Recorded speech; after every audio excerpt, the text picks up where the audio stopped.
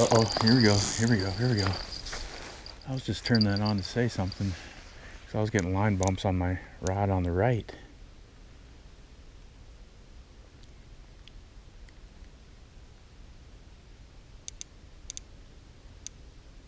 I was getting line bumps on this rod on the right. There's a whole bunch of bubbles and stuff right where I casted my bait. I mean, I'm pretty sure a fish is feeding right on my bait. Something's messing with this. I'm guessing it's a catfish or a bullhead.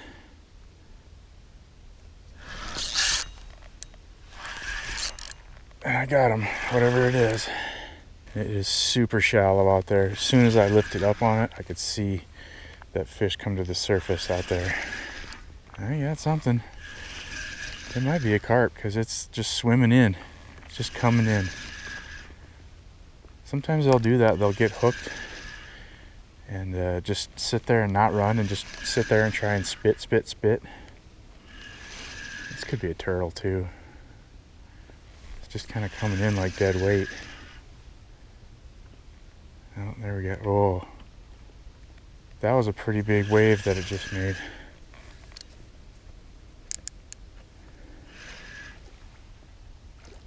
Oh, it's a carp. It is a carp. Yes, it is.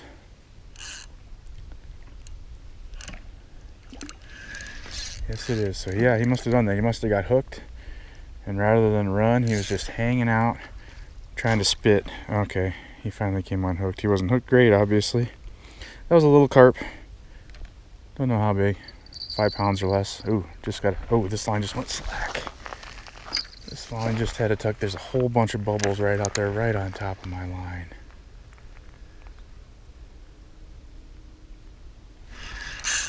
Yes. We're hooked up again. Alright. This feels like another similar situation here. Smaller fish, maybe. The reason I'm here at this lake is for big fish. I think there's big fish in here. Ooh.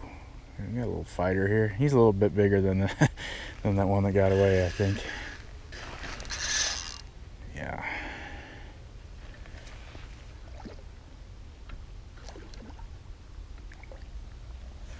Yeah, like I was getting bumps. Ooh, nice. I was getting bumps on this line, and I look up and I out there, you know, where I casted my bait, there's just a big pile of bubbles over there. It's pretty apparent something was feeding right on top of my bait and was gobbling up at that stuff. Just hadn't found my hook bait yet. Oh, jumper. Did you see that? He jumped. What a fight. Wow. This is not a huge fish, but he's got huge fight. Gotcha. All right, first fish of the day.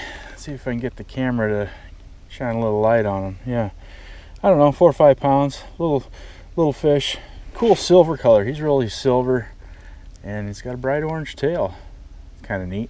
Don't see that combination all that often. But I'm at a new lake today, and the objective of fishing at this lake today is big fish. I have a pretty good inkling that there's some big trophy-sized fish in this lake. But yeah, I'll take these all day long too. Good fish. That orange tail is awesome. Let's put him back. See if he's got a big grandma around. All right, dude. Off you go. See ya.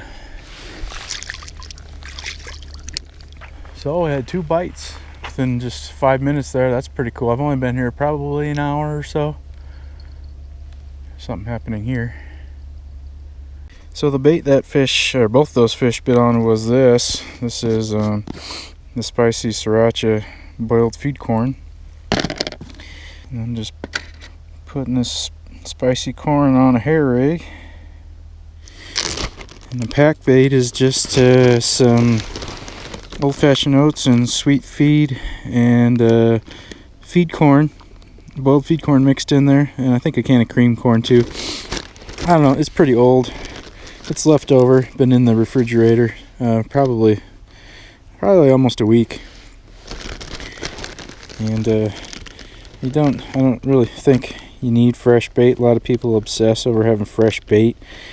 I don't really think it matters that much. We're making bait for a fish that eats stuff off the bottom of a lake. So I don't think the standards are real high there. You don't need some fresh bait that you would eat yourself. The stuff, they like it just fine.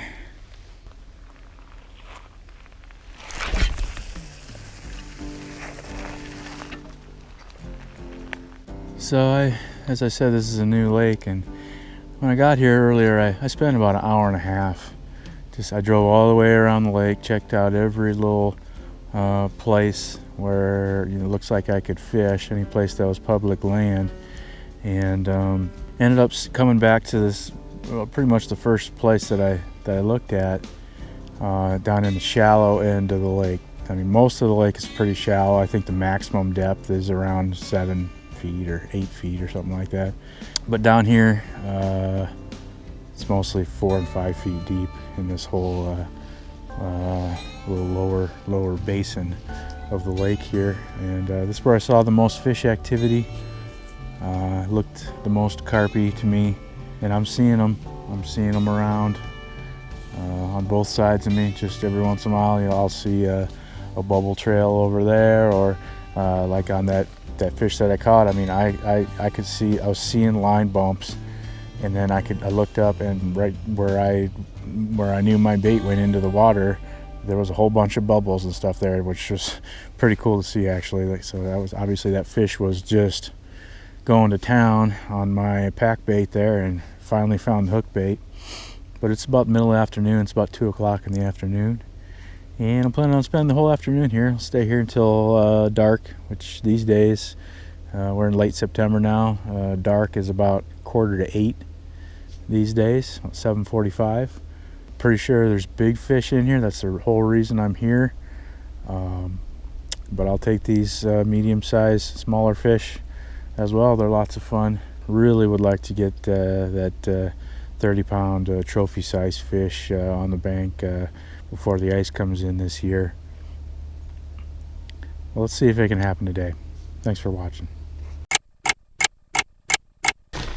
Well, my pack bait's pretty much gone. Time to make some new bait.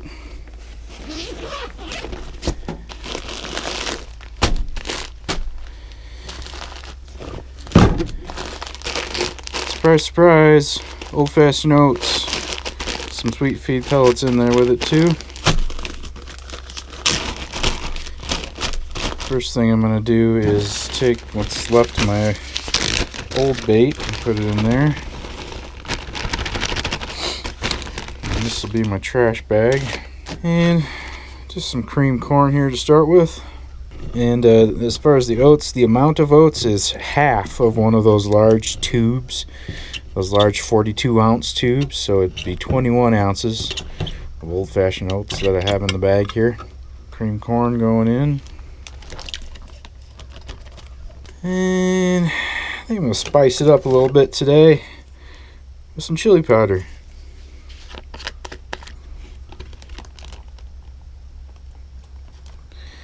Nice healthy amount in there. And that's it.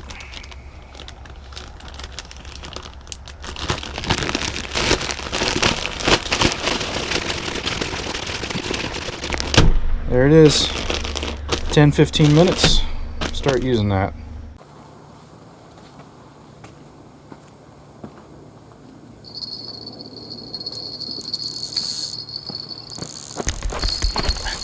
Okay.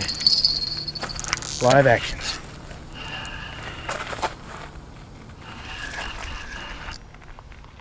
I'm very concerned about getting caught in this overhanging tree, and that's all I really have to say right now. Oh. I just gotta keep doing what I'm doing.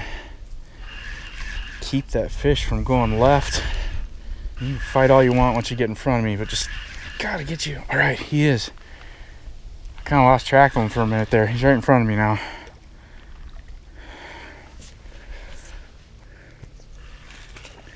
Oh, another one just jumped right in front of me. It's another smaller fish, but I'm glad to have him because it's been pretty quiet for, I don't know, an hour and a half or so. Come on in here, fella. Gotcha. Yeah, I don't know, something about the fish at this lake having these really cool, like salmon color, like orange, pinky orange kind of tails. And the anal fin here too. Pretty cool. Okay, here's fish 2 of the day. If I can get the camera to shed some light on him there. He's got that bright orange tail just like the first one. Pretty cool looking fish. Yeah, keeping me entertained at least. Haven't seen any giants yet today, but yeah, it's fun catching these little ones. Let's put them back. Go send your grandpa this way, will ya? Bye-bye.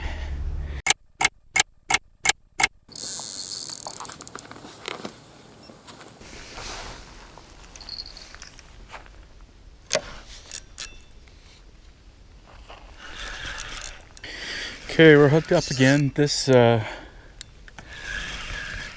just went out in the water 5 minutes ago. Kind of bit like a little fish. Was that tink tunk, you know, quick bite, and then fish got scared and is just standing there trying to spit it out. Not standing there, but staying there in one spot trying to spit it out. But now they're hooked and they're coming in. Where are you at? Ooh. This might be a little bit better fish than I originally thought.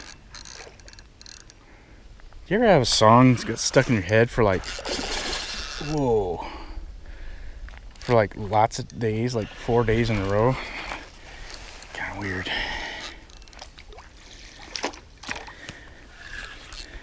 This water's so dirty. Still can't even see the fish, and he's right there in front of me.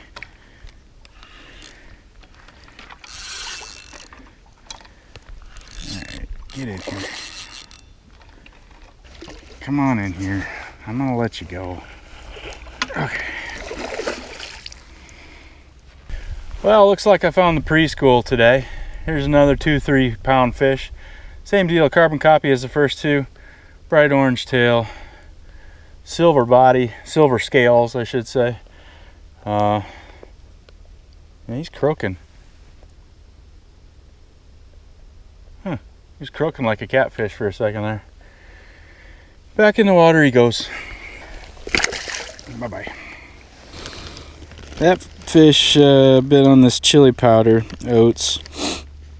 You know, I've said this before, probably don't say it enough, but like, a lot of people fixate on the bait, and they think that if they can just find that magic bait ingredient, then their fishing troubles will be over and they'll just catch all sorts of fish every time they go out. And that just really couldn't be further from the truth.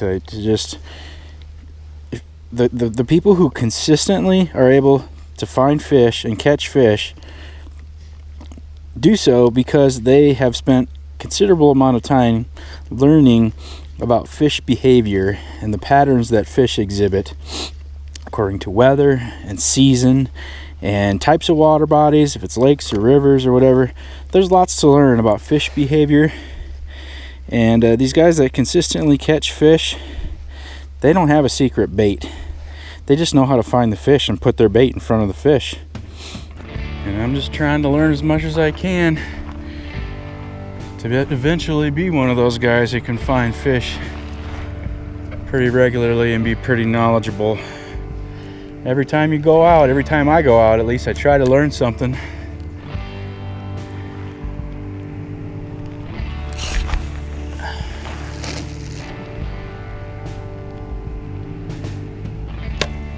Pay attention to what happens, what time of day, what time of year. What's the temperature of the water? What direction is the wind blowing from? Is it sunny? Is it cloudy? How deep is the water? There's all these factors that are vastly more important to consider than the bait. That's my opinion. because you can have the best bait, the best rod and reel, the best gear, all that stuff. All that stuff doesn't make a lick of a difference if you're not putting your bait in front of a fish. A lot of what I do to try and figure out where the fish are going to be is, you know, it has been trial and error, just from personal experience. So try this, try that, and learn from it, you know. And I read about fish behavior too, and trying to recognize fish patterns. I read about it too, but there's really no substitute for the personal experience, and you won't remember. I don't, at least. I will remember something much better if I actually experience it rather than just reading about it. But reading about it is pretty valuable too. But if you want to read about carp fishing in the United States, as far as I know, there's not hardly anything to read. And I don't really think that while reading about the European fishing can be useful, I don't think it directly relates to fishing for wild carp here in the United States. They're primarily fishing in stocked ponds, stocked farm-raised carp that are in these ponds that don't have predators. They have a different behavior than a wild carp in a wild water, like most of, well, all, I guess, in the United States. There is no such thing as stocked carp in the United States, you know. But if you want to read about learning about carp behavior, what I have done is read about catfish behavior, because carp and catfish have a lot of similarities in the way they behave, and I found that pretty useful to, if you know how to find catfish, the carp will be right in that same area too, usually. But I'm no expert. I'm just a guy who likes to fish a lot. Sometimes I learn a thing or two when I go fishing.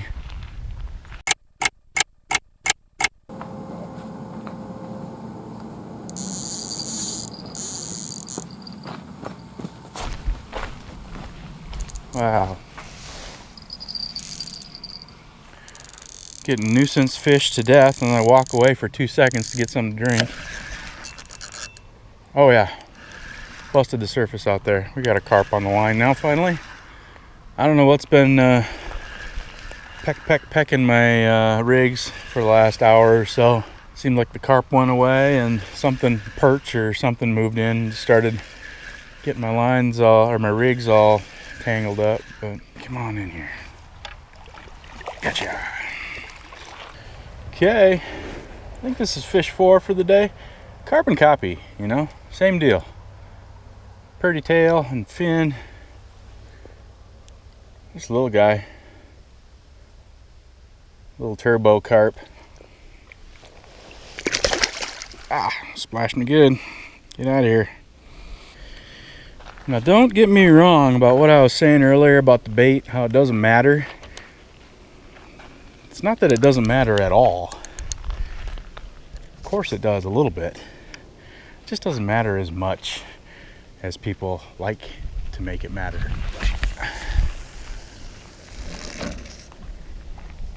Again, that's my opinion.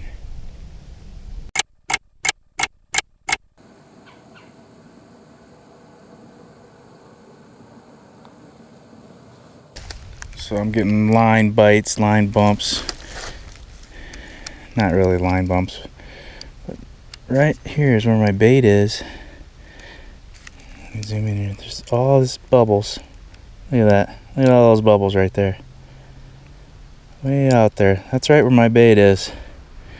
And then my rod is just getting bumped. It's just going boing, boing, boing, boing, boing. Because I think just a little school of perch or bluegills or something has discovered my bait and is just pecking it away, getting it all tangled up.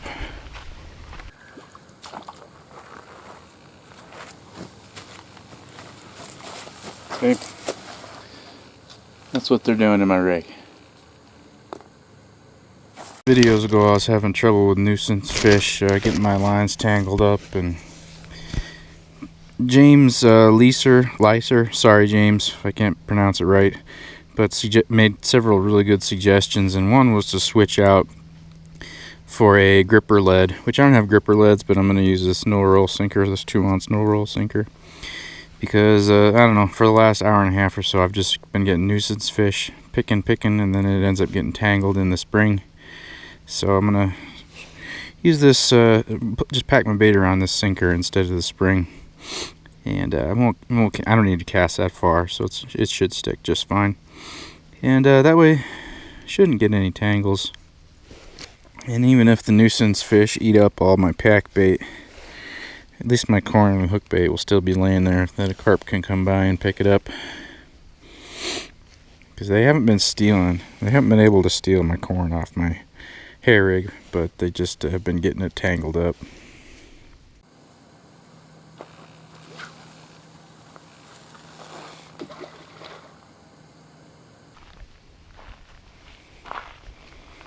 Yeah.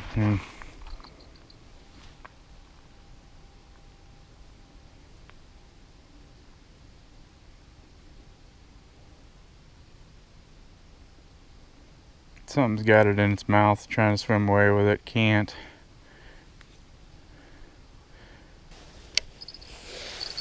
I'm gonna go ahead and give a little hook set, see what happens. Hey. Yeah, I think I got something. Yeah, I definitely got something. It's breaking the surface over there, whatever it is. It might be a carp. Ooh. Whoa. That was pretty cool. I couldn't really see it because it was right in the sun glare. This might be a decent fish, actually. Maybe it was just sitting there hooked, trying to spit out the hook. Oh, this might be a good fish. Holy crap. Now I was just playing around thinking I was messing with a nuisance fish. These fish are biting weird today. Okay, here he is. He's coming. He's gonna freak out. Ooh! I didn't see him at all. The water's so dirty. I think this is a good fish. Now I've been catching 2 and 3 pound carp all day, so this might just be a 10-pound fish, but it just feels huge because I've been catching small ones.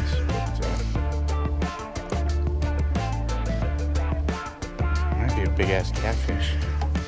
I still just can't. He's right there, and I just can't even see him at all. Yeah, it's a carp. Just got a glimpse of his dorsal.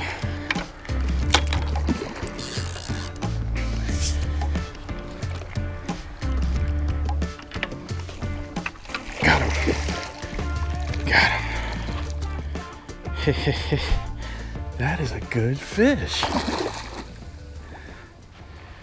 I was expecting another toddler. That'll perk you up after a kind of a long, boring afternoon. I'm just gonna go ahead and grab a weight real quick before I do anything.